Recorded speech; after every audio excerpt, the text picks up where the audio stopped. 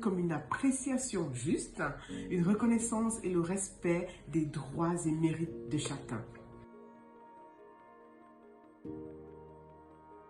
En son article 40, la Convention internationale des droits de l'enfant fait état de plusieurs points sur lesquels les États parties doivent s'appuyer pour une justice adaptée aux enfants. L'enfant accusé ou suspecté d'infraction doit être respecté tout au long de la procédure, jouir de la présomption d'innocence, être informé dans un délai court, être informé de façon compréhensible pour lui sur le cours des procédures, être entendu, ne pas être soumis à la contrainte au cours de la procédure, se faire assister d'un traducteur, d'un travailleur social ou d'un juriste. On ne peut pas prononcer la même sentence pour un enfant comme pour un adulte. Et la grande particularité en l'application des droits de l'enfant en matière de justice est le critère de l'intérêt supérieur de l'enfant. C'est dit que tout sera fait pour abonder dans le sens d'une réinsertion, d'un aménagement de peine, d'un placement qui se voudra constructif pour l'enfant. Car en matière de justice à l'égard des enfants, la Convention part sur le principe qu'il faut bâtir l'enfant. C'est une justice réparation et non sanction.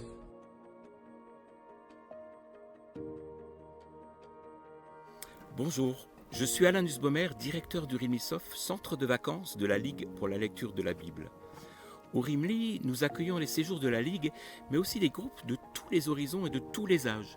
Des familles de demandeurs d'asile, des tout-petits avec la microcrèche, des personnes en situation de handicap. Nous avons donc affaire à une multitude d'enfants issus de milieux très différents.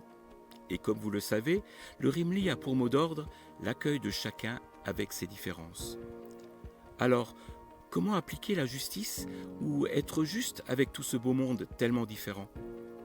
En premier lieu, nous pensons que pour être équitable et juste, l'important est de ne pas avoir des préjugés et d'essayer au mieux de répondre aux besoins particuliers de chacun des enfants que nous accueillons.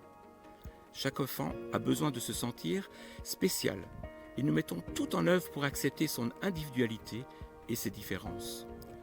Dans nos séjours, nous nous efforçons de relever et souligner les caractéristiques individuelles de chaque enfant. On répondra ainsi à un de leurs besoins qui est de se sentir unique et aimé. Ainsi, si les enfants comprennent qu'ils sont uniques et qu'ils n'ont donc pas les mêmes besoins, ils acceptent aussi plus facilement un traitement différent pour chacun.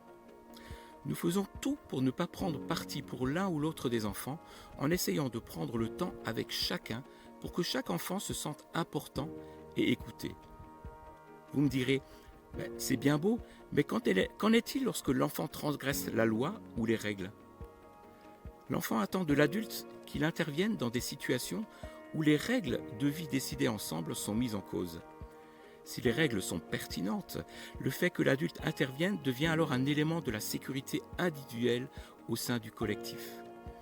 Les enfants auront ainsi la capacité de continuer à pouvoir vivre ensemble, mais aussi à pouvoir reconnaître l'adulte en tant que tel parce que garant des limites de sa sécurité, de sa place dans le groupe.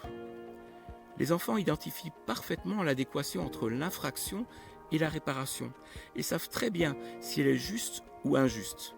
Nous sommes donc particulièrement attentifs à sa graduation. Et pour nous, il est primordial que l'adulte devienne pour les jeunes un élément de sa sécurité physique et affective à travers sa capacité à le protéger de lui-même comme des autres. Le traitement du non-respect des règles de façon juste et équitable est en soi une attitude d'éducateur aussi importante que de conduire des activités. En effet, la manière dont nous gérons ces problèmes en tant qu'adultes sera un déterminant des valeurs dont nous sommes porteurs.